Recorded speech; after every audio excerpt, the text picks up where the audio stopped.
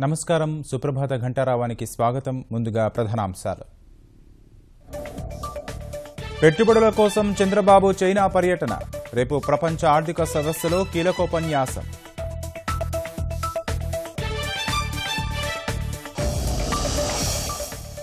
మూడు దశల్లో అమరావతి అభివృద్ధికి ప్రణాళికలు. నిర్మాణాలకు ఉమ్మడి భాగస్వామ్య సంస్థ ఏర్పాటు.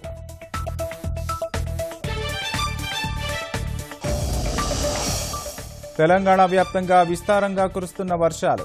మరో 24 గంటల పాటు కొనసాగే అవకాశం.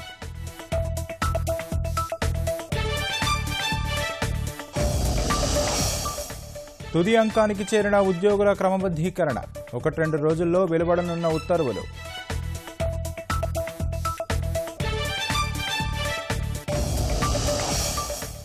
బ్రెగ్జిట్పై బ్రిటన్లో అక్కడక్కడ అసంతృప్తి. రెండోసారి రెఫరెండానికి సంతకాల ఉద్యమం.